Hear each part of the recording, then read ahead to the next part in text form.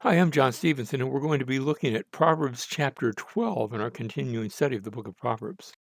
We find ourselves in that section of one verse maxims, the Proverbs of Solomon from chapter 10 through 24. I want to expand on that a little bit and notice that the first chapters 10 through 15 are going to focus on righteousness versus the wicked. We'll see other themes within that. That's where we are now.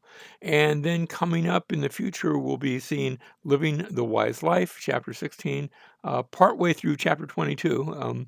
But then, actually, chapter 22, it's around verse 16 that we actually have a phrase, these are the words of the wise. That introduces the last section of these one verse maxims. So that's where we're headed. I know it's going to be quite a while before we get there. Proverbs chapter 12 and verse 1, whoever loves discipline loves knowledge. Now, let me just say, um, discipline is a hard thing to love.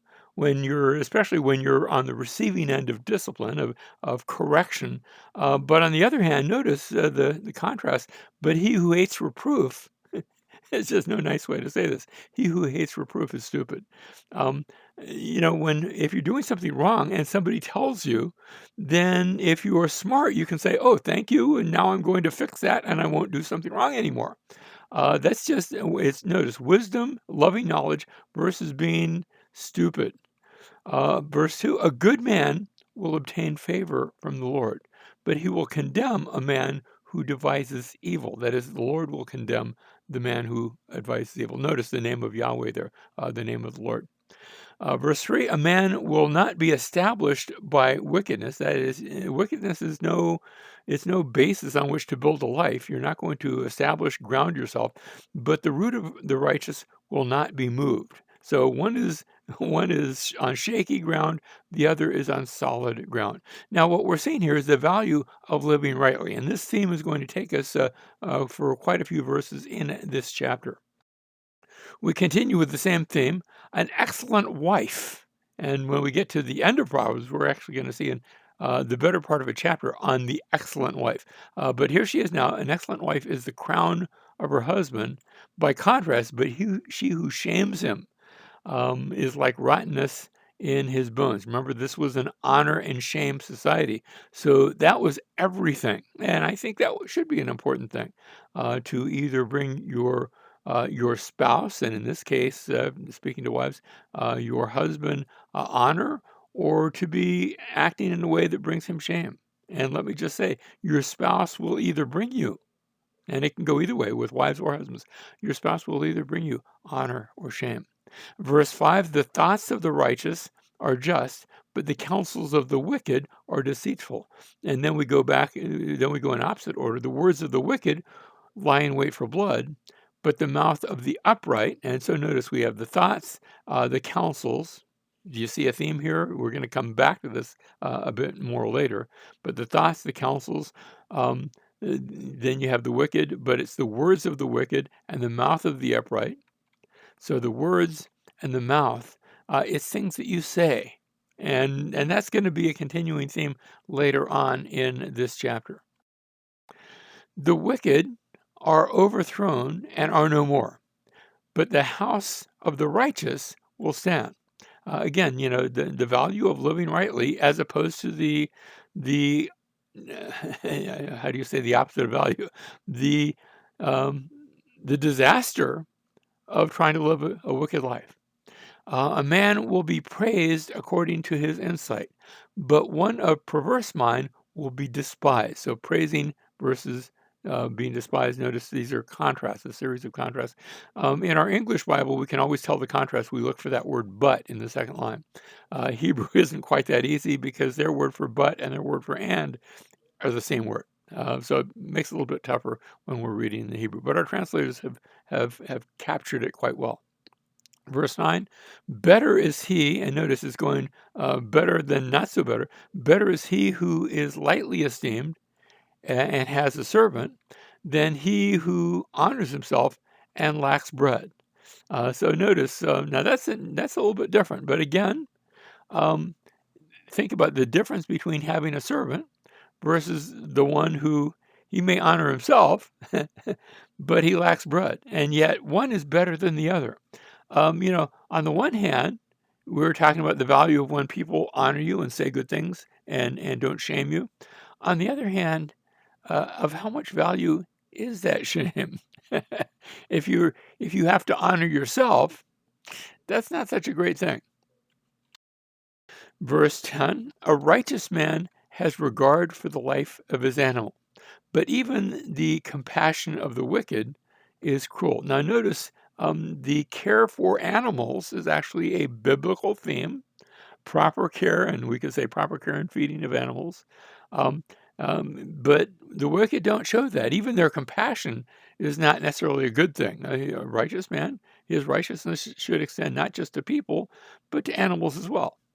Verse 11, he who tills his land will have plenty of bread, but he who pursues worthless things lacks sense. Now, can you see in both of these, there's sort of a wisdom on the farm. And because remember, you lived in an agricultural economy, so a great many people were on the farm back then. It's not like today. Most people, I suppose, live in suburbs or cities. Back then, most people lived on the farm, and this is where our proverbs are taking us now. Next, the wicked man desires the booty of evil, but the root of the righteous yields fruit. Notice how each one, the wicked versus the wicked desires one thing, the booty of evil men, that which can be taken from other people in a bad way. But it's the root of the righteous that actually produces something that's of value. And so it yields, and notice our translators, because of that farm theme, they inserted the word fruit. I think that idea is there. The yield of something is that which comes from the ground. Next, verse 13, an evil man is ensnared by the transgression of his lips, but the righteous will escape from trouble. Notice contrasting evil versus righteous, but also, did you catch it? The things that they say on his lips. And that's going to be the theme here. Verse 14. A man will be satisfied with good by the fruit of his words, and the deeds of a man's hands will return to him. So notice the words there, but the words versus by what you do. And then verse 15, the way of a fool is right in his own eyes, but a wise man is he who, words again, who listens to counsel.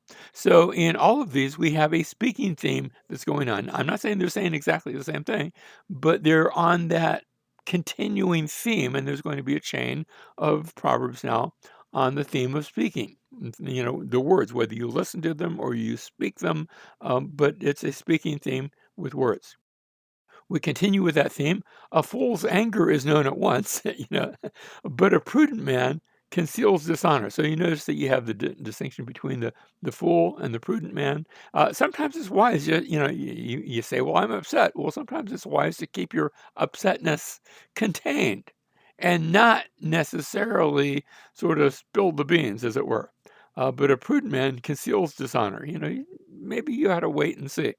Verse 17, he who speaks truth, remember the speaking theme, tells what is right, but a false witness, that's a speaking theme too, somebody who speaks falsely, he, instead of telling what's right, he lies, he gives deceit.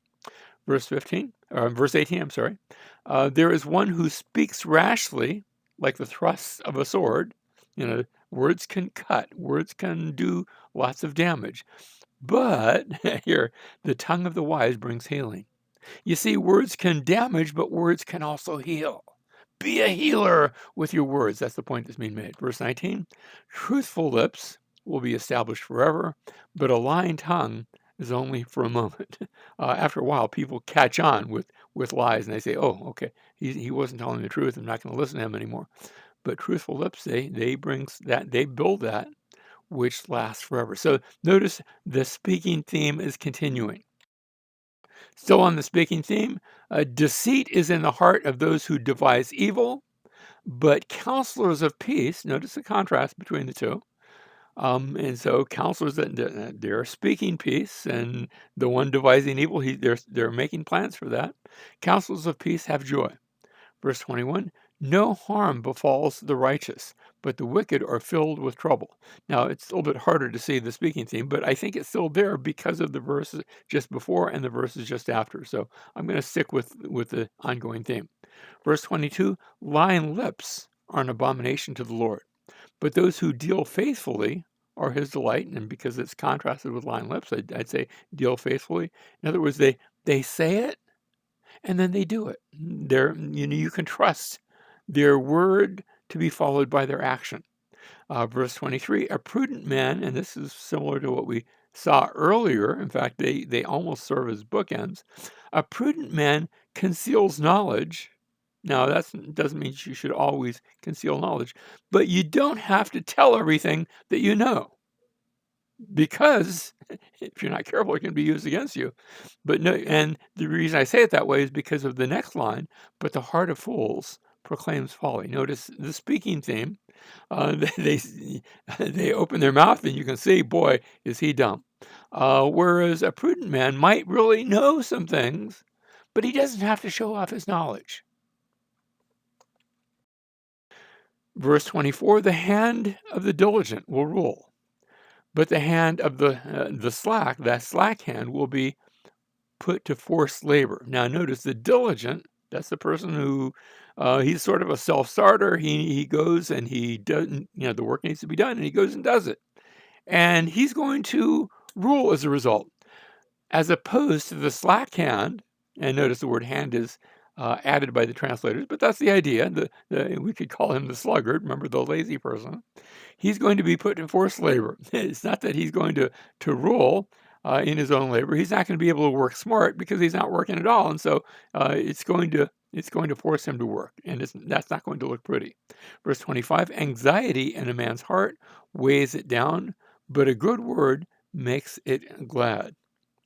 Verse 26: the righteous is a guide to his neighbor, but the way of the wicked leads him astray.